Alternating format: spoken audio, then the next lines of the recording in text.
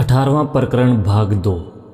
मैं कर्म नहीं करूँगा कहते हुए भी जो ज्ञानी कर्म करता है वह उस बालक की भांति झूठा नहीं होता जो नाना करते हुए भी अनचाहे काम करने को विवश होता है। बालक की विवशता हठपूर्ण मूर्खता के कारण होती है, किंतु ज्ञानी की विवशता इस कारण के होती है कि उसे प्रारब्ध से प्राप्त कर्म करने से ही होंगे। ज्ञानी सभी प्रकार की दुविधाओं से छूटकर आत्मा के सत्य स्वरूप को जानने के बाद चरम शांति पा जाता है। तब वह अपने मन से न कल्पना करता है न उसे नया जानने का कौतूहल रहता है। उसका देखना सुनना भी अपना नहीं रहता, क्योंकि आंखें देखकर भी नहीं देखती और कान सुनकर भी नहीं सुनते, अर्थात सब कुछ अनदेखा अनसुना ही हो जाता है। आत्मज्ञानी को मोक्ष की इच्छा भी नहीं रहती और उसे समाधि लगाकर योग द्वारा मोक्ष साधना भी नहीं करनी पड़ती। जब मन में विग्रह विक्षेप ही नहीं तो समाधि और मोक्ष का कोई प्रयोजन नहीं रहता। आँखों से दिखने वाला यह सब जगत मिथ्या है, कल्पित है, यह जानकर ब्रह्मज्ञानी ब्रह्म भाव से स्थिर हो जाता है। जिसके मन में कृतित्व का अहंकार होता है वह कर्म बंधन से मुक्त नहीं होता। वह लोक दृष्टि से कर्म शून्य रहकर भी कर्म पास में बंधा ही रहेगा। इससे विपरीत अहंकार शून्य व्यक्ति द्वारा स्वयं कुछ न किए जाने पर भी जब कर्म सिद्धि होगी तो लोक दृष्टि से भले ही उसे कर्ता मान लिया जाए, किंतु वह स्वयं निसंग रहेगा। जीवन मुक्त मनुष्य उद्विग्न भी नहीं होता, कर्तव्य का अहंकार और संकल्प विकल्प नहीं करता। वह संतुष्ट असंतुष्ट भी नहीं होता। वह आत्मा के सच्चे निर्विकार स्वरूप का ज्ञान प्राप्त करके संशय शून्य हृदय के कारण सुखी रहता है। आत्मज्ञानी का मन बिना कर्म के स्थित होने या चेष्टा द्वारा अवस्थित होने की कामना कभी भी नहीं करता, किंतु वह संकल्प विकल्प रहित होकर अपने सत्य स्वरूप में स्थित रहने की कामना अवश्य करता है। यह कामना स्वाभाविक है और जीवन स्तर को ऊंचा उठाने वाली होती है। अज्ञानी तत्व ज्ञान को सुनकर भी मूड बना रहता है अथवा अपने चित्त को समाधि की ओर लगाता है, किंतु यथार्थ तत्व ज्ञान के बाद मन सन्मार्ग की ओर प्रवृत्त अवश्य होता है, और नहीं तो प्रवृत्तियों का नियंत्रण तो करता ही है। कुछ ऐसे भी होते हैं जो तत्व ज्ञान प्राप्त करने के बाद शांत मन से सब सांसारिक व्यवहार यथावत करते रहते हैं और उनमें लिप्त नहीं होते, मानो बिना उहापोह के सब कुछ मूड के समान ही कर रहे हों। चित्त को एकाग्र करने या प्रवृत्तियों के दमन का निरंतर अभ्यास तो वही करते हैं जो आत्मा के सत्य स्वरूप से अनजान रहते हैं।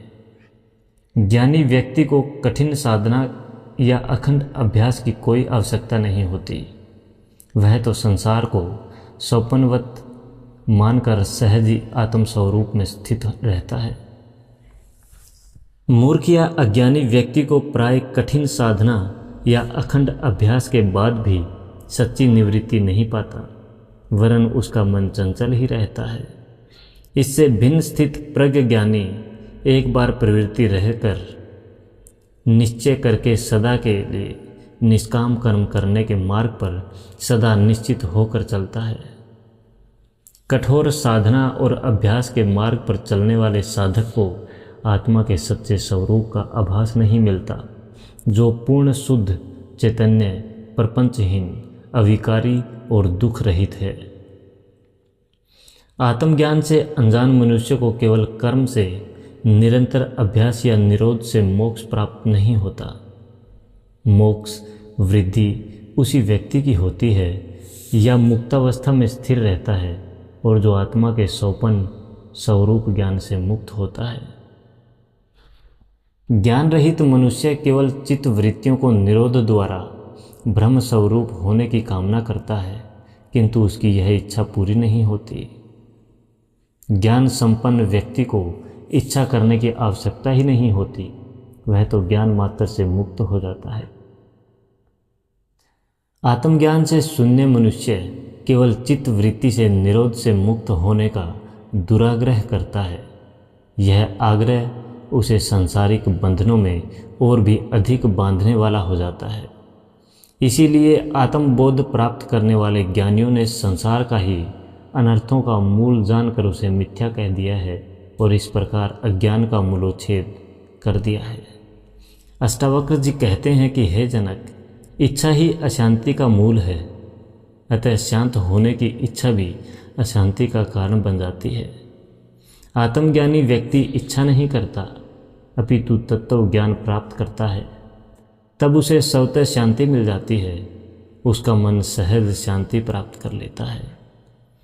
प्रत्यक्ष दिखने वाली वस्तु के अस्तित्व पर ही विश्वास करने वाले मनुष्यों को आँखों से न दिखने वाली आत्मा का दर्शन कैसे होगा। ज्ञानी वह है जो प्रत्यक्ष को महत्व न दे, उसे मिथ्या माने और प्रत्यक्ष न दिखने वाली अनिवासी आत्मा को ज्ञान की आँखों से देखे। अप्रत्यक्ष आत्मा ही आत्मदर्शन कर सकती है। हठपूर्वक चित्त वृत्तियों का निरोध करने वाले अज्ञानी मनुष्य का चित्त कदापि निरोध का फल प्राप्त नहीं करता।